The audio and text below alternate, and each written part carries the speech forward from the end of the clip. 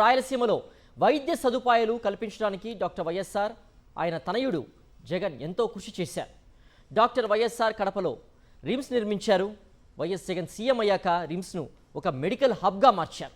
Super speciality ఆసుపత్రి, mental health care, అత్యాధునిక cancer care ఆసుపత్రుల్ని నిర్మించి సీఎంకు అంకితం చేశారు. ఇప్పుడు అక్కడ పారామెడికల్ స్టాఫ్ను నియమించకుండా కూటమి ప్రభుత్వం మెడికల్ హబ్నే నిర్వీర్యం చేస్తోంది. వైఎస్ఆర్ కడప జిల్లాలో ఏదైనా అభివృద్ధి జరిగిందంటే కేవలం వైఎస్ కుటుంబం వల్లనే జరిగిందనే విషయం జిల్లాలో ఎవరిని అడిగినా చెబుతారు.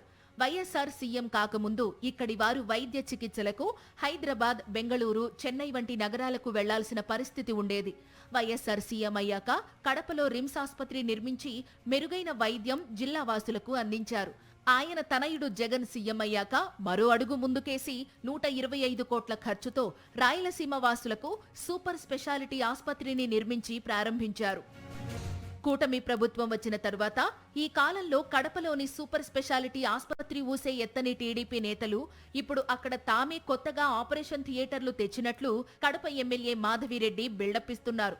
వైఎస్ జగన్ తీసుకువచ్చిన ఆసుపత్రులు, మెడికల్ కాలేజీలను ప్రైవేటీకరించడాన్ని అడ్డుకుంటామని వైఎస్ఆర్సీపీ నేతలు స్పష్టం చేశారు. ఇంత మంచి దూరదృష్టితో ఒక మంచిగా జరగాలన్న ఉద్దేశంతో ఈ కాలేజీలు పెట్టిన పరిస్థితి. సో దాన్ని ఇంత దారుణంగా, ఇంత దుర్మార్గంగా అమ్ముకునే కార్యక్రమం చేయడం, దోచుకునే కార్యక్రమం చేయడం అనేది చాలా దుర్మార్గం. సో దీన్ని తప్పకుండా వైఎస్ఆర్ కాంగ్రెస్ పార్టీ నిలదీసే కార్యక్రమం తప్పకుండా చేస్తుంది. ఆగేంత వరకు పోరాడే కార్యక్రమం చేస్తుంది. వైఎస్ఆర్ ఆనాడు రిమ్స్ తో పాటు ఓ డెంటల్ కాలేజీ, ఆసుపత్రిని కట్టిస్తే వైఎస్ జగన్ సూపర్ స్పెషాలిటీ వైద్యశాలతో పాటు మానసిక వైద్యశాల, అత్యాధునిక క్యాన్సర్ వైద్యశాలను నిర్మించారు.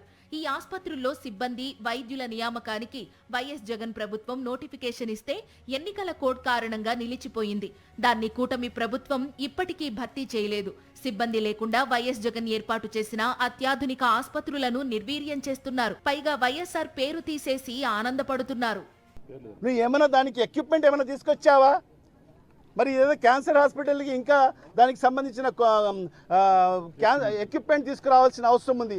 రేడియోథెరపీకి సంబంధించిన ఎక్విప్మెంట్ రావాలి. మరి ఆ 17 నెలలకు గాను ఒక్క ఎక్విప్మెంట్ తీసుకురాకోకుండా చేసింది ఏంటంటే డాక్టర్ వైఎస్ఆర్ పేరుని తొలగించడం మాత్రం ఆగమేఘాల మీద తొలగించాడు.